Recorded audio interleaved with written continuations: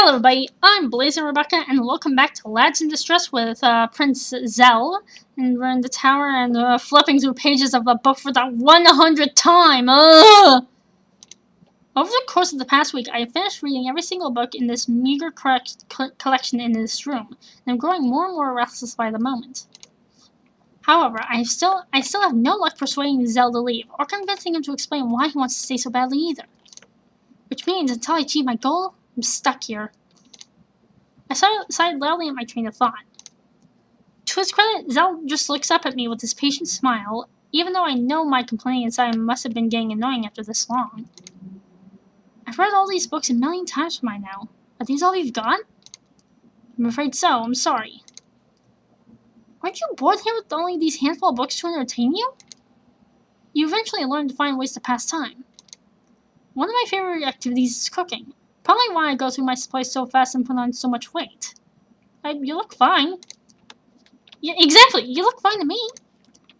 I eyes figured nervously and with a raised eyebrow, and he blushes at my gaze. Okay, let's not get weird about this.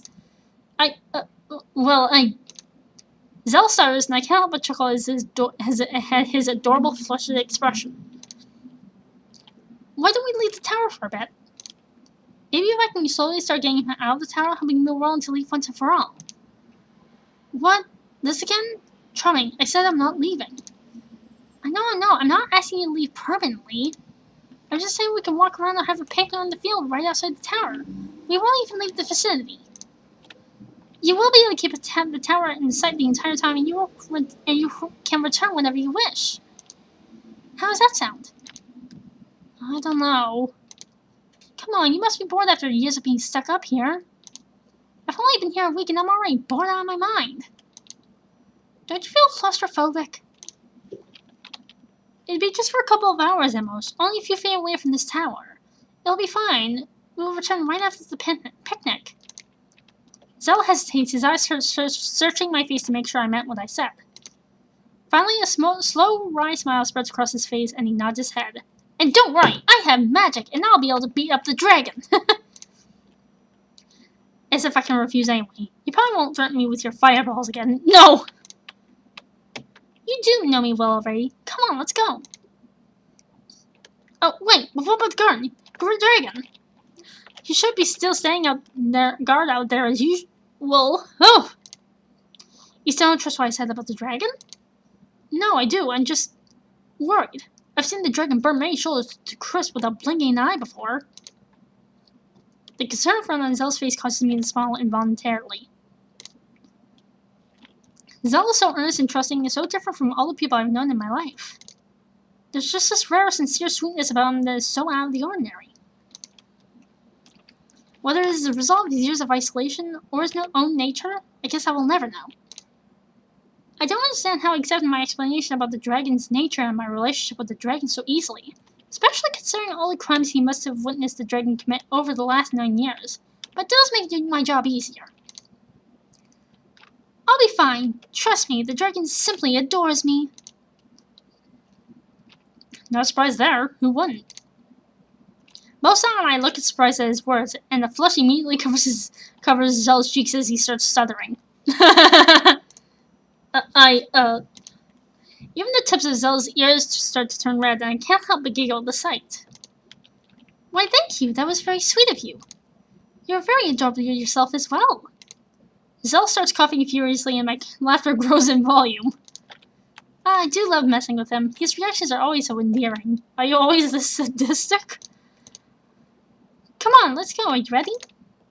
Without waiting for his answer, I use my magic to levitate the both of us in the basket of food out the window, causing him to yelp in response. Yelp!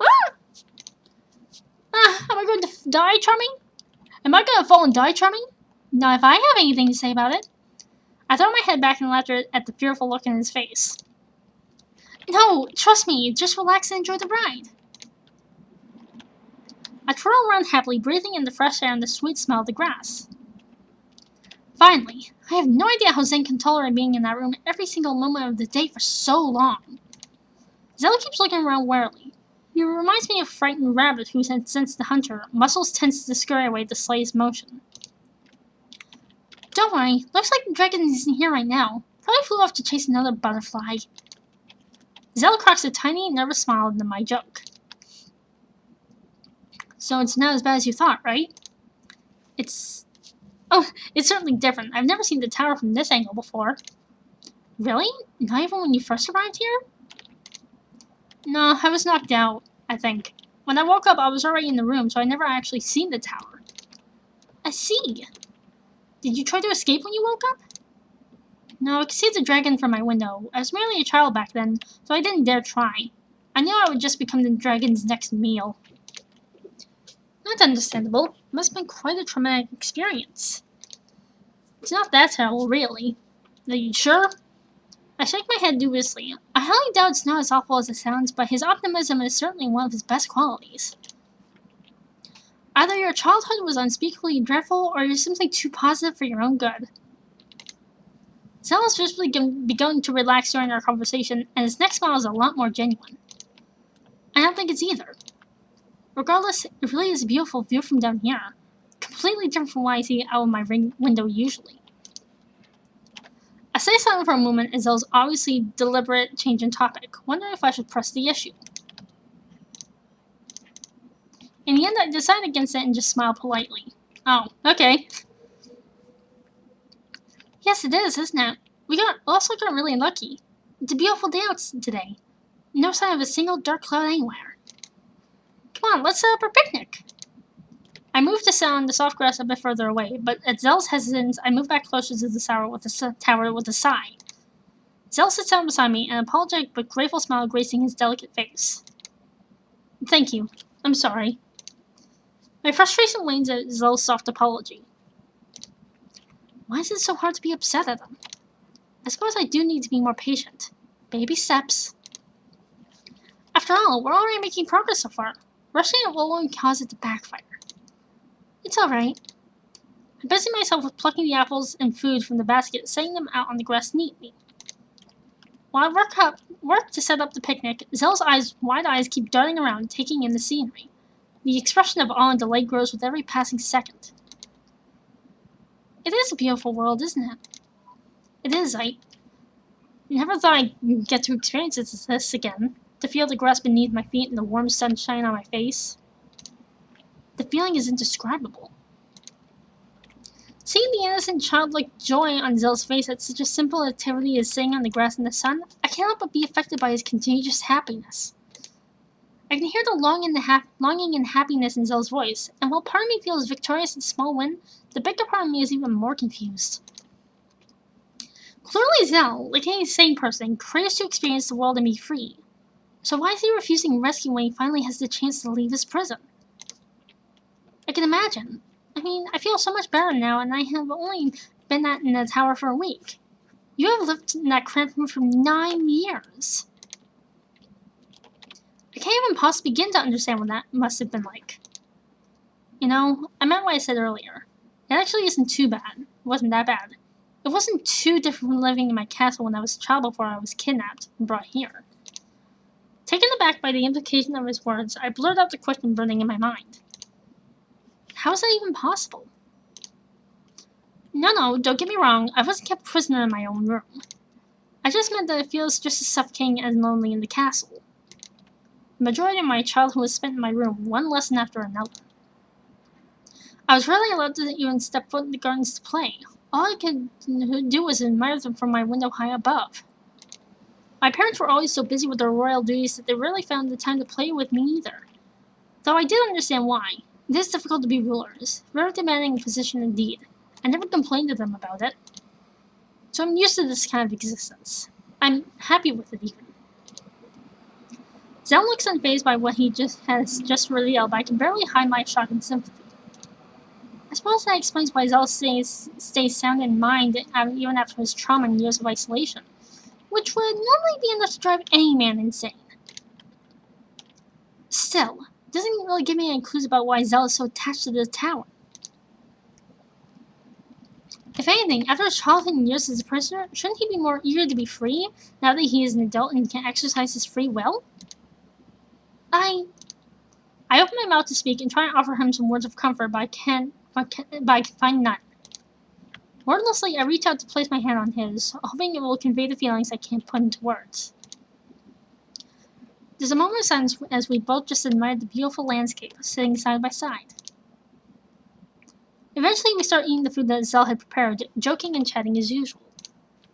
Taking advantage of Zell's surprising openness, perhaps due to his emotional state from stepping foot in the outside world for the first time in years, I decided to ask him any questions I can come up with to try and know him better.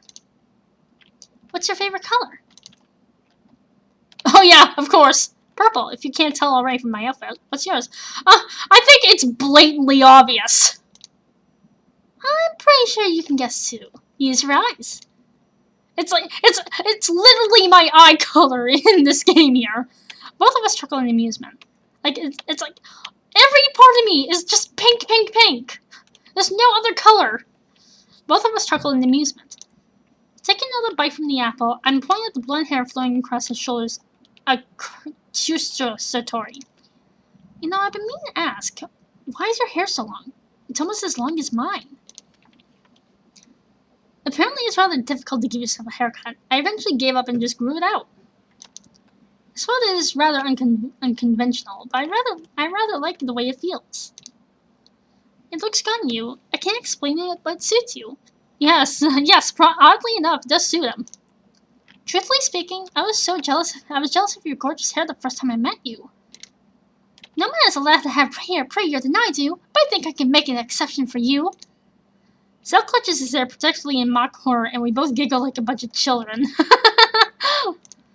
What did you dream as a child? Oh. A faraway look enters Zell's eyes as he tilts his head up towards the sky. This is a rather embarrassing story.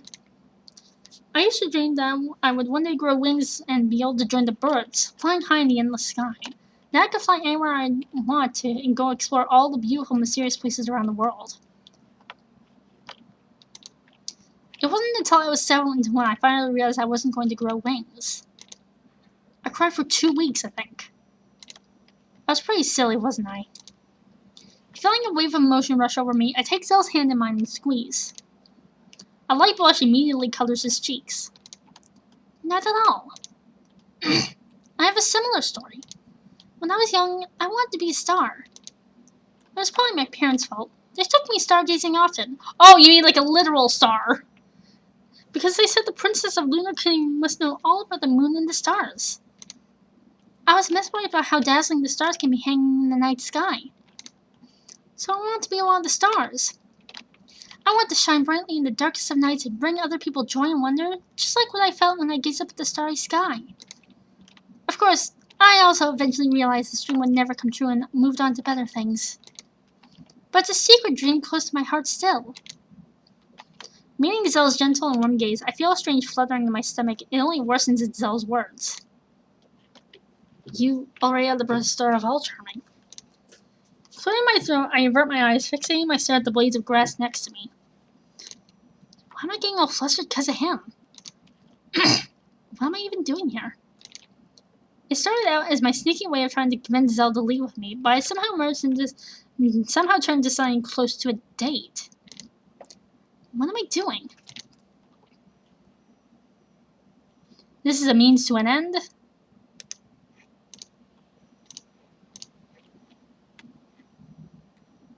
Hold on. After all, I've been extremely stressed lately with all the arrangements. I've been extremely stressed with the break, with all the arrangements for a politically advantageous marriage. I deserve this break. Hold on. Hold on, actually. This is means to an end.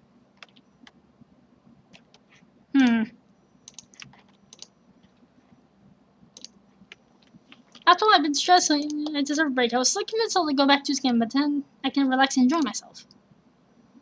After all, I can't deny that Zell is a great company. Just great company, of course. Nothing more than that. Actually, no. Just trying to slowly convince Zell to leave with me.